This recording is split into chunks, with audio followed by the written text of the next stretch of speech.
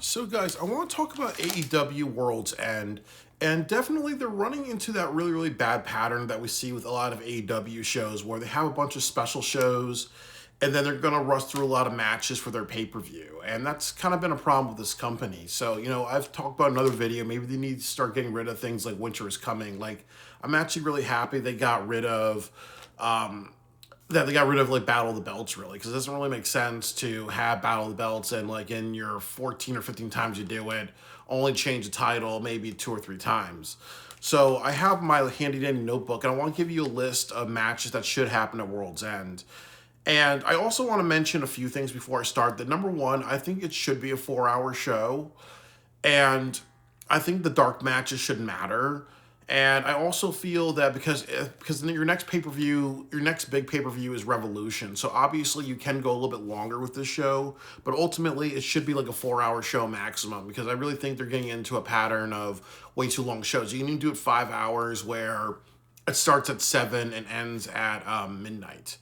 So the first match that I have is the Outrunners versus the Acclaimed and Jerry Lynn and the Bang Bang Gang and the conglomeration the for a contendership for the trios title. That usually the first show of the year or the New Year's show, they always do like Fight for the Fallen, or they may have Maximum Carnage, which is their special show in Phoenix, Arizona in January. So I really think that they really need to highlight, other teams in the trios divisions. Like, quite honestly, you could do something like you can take one of these teams and like have them face the Ops, and you can do something like maybe you have Anthony Bowens.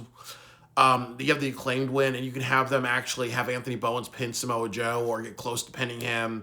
Or you can do something where you have Ace Austin get close to pinning Samoa Joe or something like that. So that way you take somebody in this group and you kind of make them like a single star as well, really. And also, too, I do not want to kind of see a lot of people hold championships in this company and they're not like having rivalries or whatever, because it makes no sense for Okada to have like three belts and there's nobody going after the international belt or the Continental Classic Championship, throughout the year, or the Unified Championship. So honestly, this is a good way to just make sure it matters. The next match I have on this list is the Women's Tag Team Championship Finals, because yes, they are doing it tonight in. Yes, so they're doing that tonight in Cardiff, Wales. I know in Atlanta, Georgia for Winter's Coming, but this makes no sense at all. Like, usually for pay-per-views, you want, like, very special moments. So why the fuck are you having this on a random show in Atlanta, Georgia? It would make sense to have this at a pay-per-view. So I would hold off this match for the pay-per-view. Babes of Wrath versus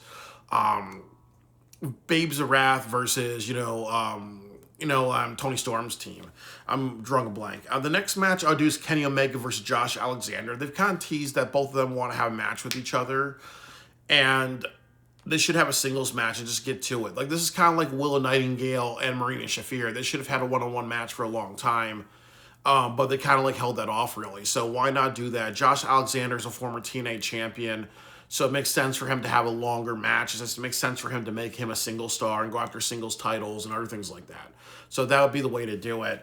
The next match I want to do is Pac versus Darby Allin in an I Quit match for two things. That a lot of people are saying that Darby Allin is really injured and badly hurt, and this can kind of lead to him having time off from traveling to Mount Everest or AEW, and then you bring back a Revolution, really. So you can kind of do something where this leads to Darby Allin coming back as a mega baby face, or you can do something where this leads to Pac beating Darby Allin at his game, really, and then Pac becomes the new leader of the Death Riders, because they're really teasing Jon Moxley. They're really teasing Jon Moxley, they're really teasing Jon Moxley, leaving the Death Riders.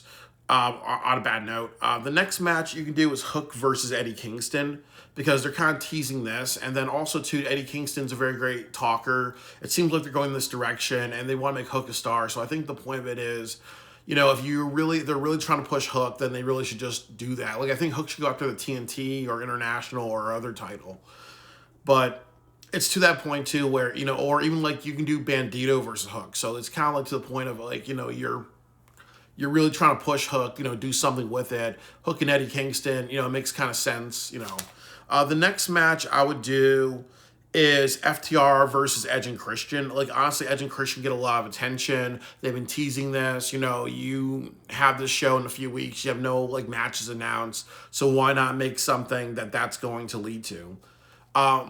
The next match I would have is Ricochet versus Mascara Dorada for the national championship. And for a couple of reasons. That Mascara Dorada is known for having really great matches. You could do something where it's like, okay, well, Ricochet says, I'm going to defend this title around the world. So it wouldn't make sense for him to wrestle a CMLL wrestler. You could also do something where he wrestles somebody from New Japan Pro Wrestling, or you can say after this match he said, be a CMLL guy, and also I'm going to Wrestle Kingdom, aha, and I'm defending my title at Wrestle Kingdom. Like, that would be a way to do that.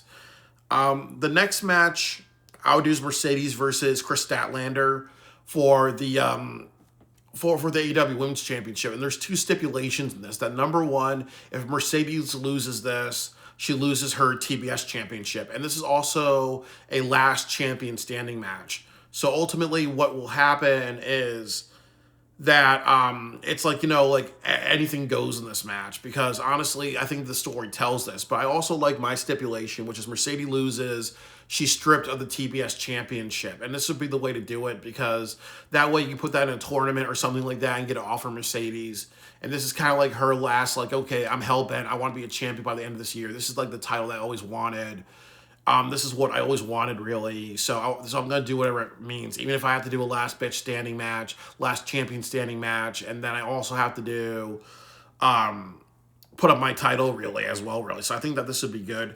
The next match that I would have is Triangle of Madness versus Marina Shafir, Megan Bayne, Alex Windsor, and Rio for a number one contendership. Like, the winner of this match faces the champions of the champions of the women's tag team match at they're gonna have to either do the match at Maximum Carnage or Fyter Fest, but I think Maximum Carnage would be better. And the reason why you do this is that a lot of people are complaining that there's not a lot of women's matches on the AEW pay-per-view card. So this would be a way to incorporate a bunch of women and be like, okay, now we have a couple of weeks to be like, hey, we're gonna have a match. And then also you can have another match at the Australia show between, like, just between a couple of teams, because we know that Harley Cameron and Tony Storm are both from Oceania, so that would be a way to do it. The next match that I would do is Mark Briscoe versus Sammy Guevara for the TNT Championship, and there's a couple of reasons for that. I was gonna say Hechicero, but it doesn't make sense because you need people who can talk with the microphone, and Sammy Guevara is kind of like that douchebag. And the reason why you would have Sammy Guevara is because LFI was originally a part of the Don Callis family, and they kind of separated into their own group.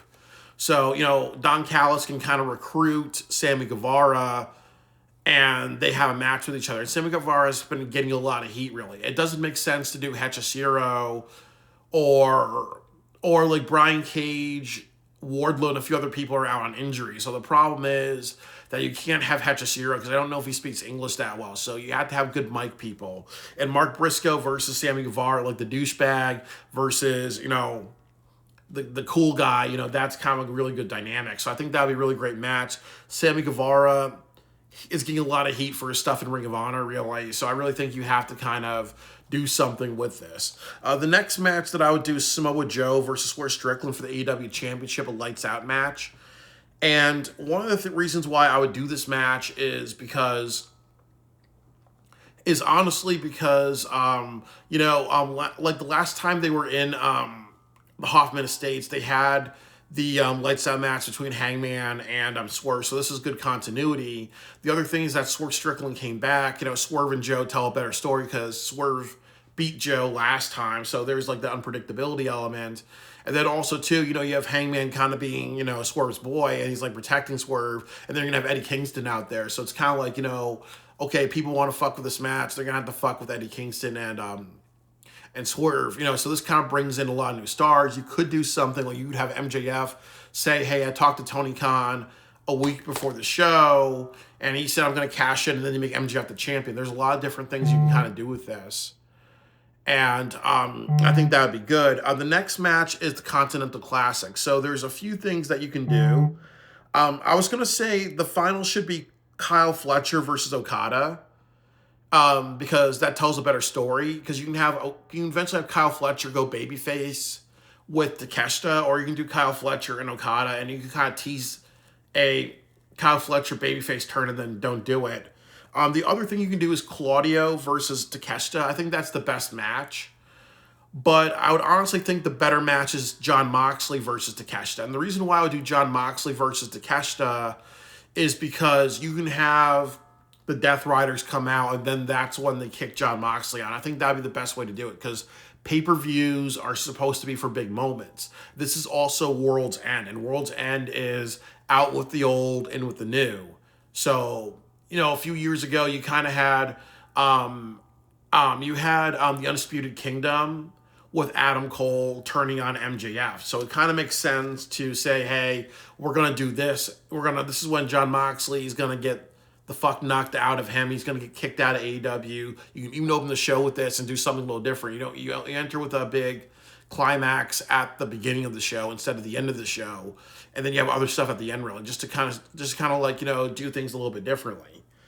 So I think that would be, I think that would be more appropriate, is Kyle Fletcher versus Okada, John Moxley versus Takeshita, again. And then the next thing that you do is that the final should be Okada versus Takeshita, and Takeshita should win, because we should not kind of have repeat champions, because I'm not a fan of tournaments, and I'm not a fan of somebody being champion for a very long time, because it's almost like this is the Takeshita belt. This is the Okada belt, really. So I think that you should do this.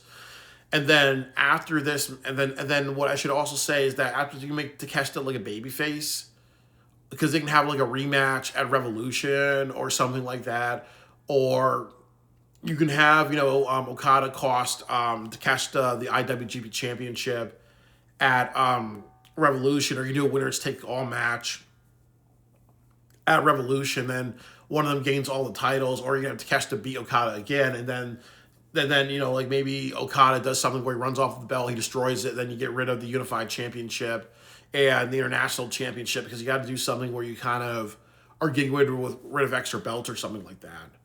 But I think my match card is really, really good. Like I said before, you do one of two things. You start the show an hour early, or you do something like you say, hey, we're going to make the dark match have matches that mean something, so that way when people walk in, they're like, hey, I'm going to stay from 7 to midnight. It's okay for them to go a little bit long, because their next big show, yes, is in Valentine's Day weekend in Australia, but more people are going to be paying attention to Revolution, really. So you got to make World's End matter. You got to make sure that the matches matter. And I think that this is a really great match card for that show, and I hope that they do something with it. And also with my match card, you have a lot of matches where you're actually trying to take wrestlers and you're trying to take championships and make it mean something and set up different stuff for next year and then in the future, because it's really about stories leading to great matches. It's really about the right people shining so they can become big single stars, because, Wembley Stadium is 9 months away, and they got to sell that bitch out, really. So like, honestly, they need to pick up their ball and make AEW the best that it can be.